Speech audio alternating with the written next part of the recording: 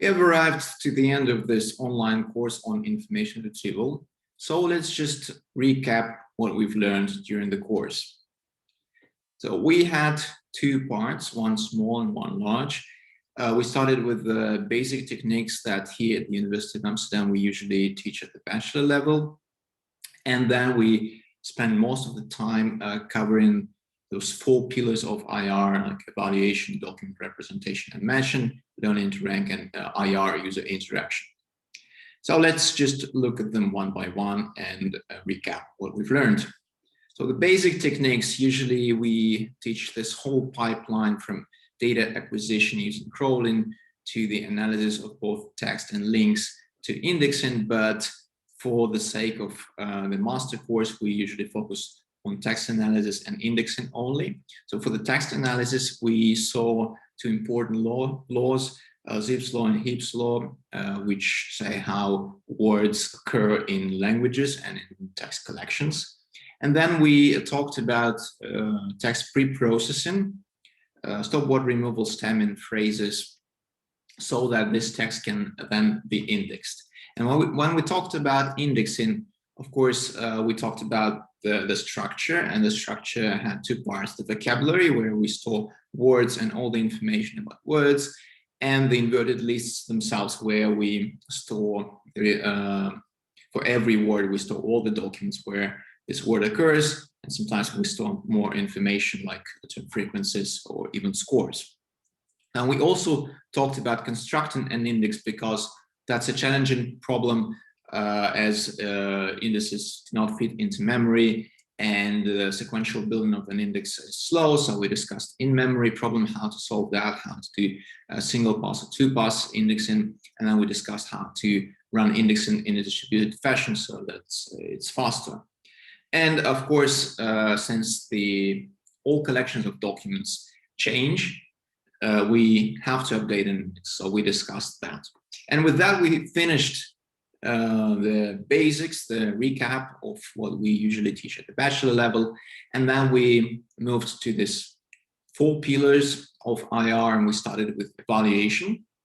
And for the evaluation, we first discussed test collections, what those comprise. So we discussed test documents and test queries, and we said that, okay, those should just represent the collection that you have in your application, so no specific recommendations were really given there. And then we focused on obtaining relevance judgments, which is quite an issue, and it's expensive and slow. We also discussed some evaluation campaigns which already provide you with test documents, test queries, and relevance judgments. And then, of course, we discussed the metrics. Actually, what would we like to optimize if we want to build a search engine or a recommender system, for example. And we discussed unranked evaluations such as precision and recall, ranked evaluation, reciprocal rank and average precision, and user-based evaluation like BCG, RVP, and ERR. And those latter metrics, those are quite widely used in practice. Then we moved to, of course, to the actual thing that IR does, is ranking. So how do we match a query, a textual query, and a textual document? So first, we looked into a bunch of methods that work with term-based matching. So they really match terms in a query and terms in a document together. And those were vector space model plus TF-IDF weights, query likelihood model, yeah, that's about language models, and the BM25. So those are term-based retrieval methods. And then we also discussed semantic retrieval methods, where these methods try to abstract from specific terms and deal with the synonyms, for example, like latent semantic indexing or latent Dirichlet allocation or word-to-verb.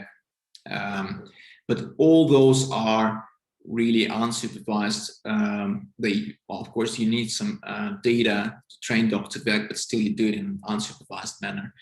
We can also look at this document representation and matching topic from a different angle. So we looked at the vector-based methods, those that represent documents and queries as vectors, and then use cosine similarity to calculate the similarity between those. And those are vector space model, LSI, average word embed and Dr. Vec. And we also looked into distribution-based methods, those that represent documents and queries as distributions, and then they match them using, for example, Kullback-Leibler divergence or query likelihood model. And those are the query likelihood model and LDA. Then from this topic, we moved to learning to rank. And we looked, first we looked into the difference between learning to rank and standard machine learning, and we talked about features that we use in information retrieval. But then we focused on 3 types of methods, the point-wise methods that essentially use standard machine learning techniques like regression and classification to do learning to rank. So point-wise methods are no different from standard machine learning methods. Then we looked into pairwise methods where we compute a pairwise loss, depending on which document should be ranked higher. We computed a loss based on that, and we discussed a widely used method called RankNet. And then we moved to leastwise methods that actually that are more empirical. So pointwise and pairwise have very good theoretical background. Now in leastwise, we abstracted a little bit, or stepped away from the theoretical background and replaced some parts of costs with just the difference in the evaluation metric when we swap 2 documents. So it's a little bit empirical because we use this empirical delta in evaluation metric in this theoretical framework, but it's very effective and it really does optimize a ranking directly. And one of the methods that we discuss, and very effective method, is lambda rank.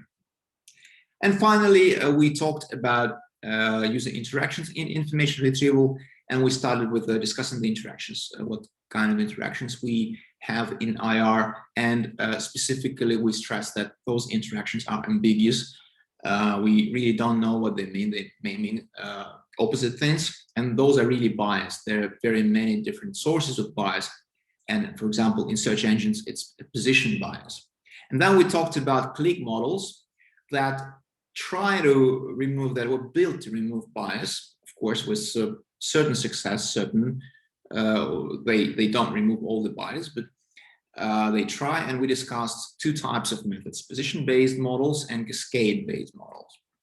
And what we usually cover in this course in the University of Amsterdam, what we didn't cover in this online course, is counterfactual and online learning to rank, and counterfactual and online evaluation.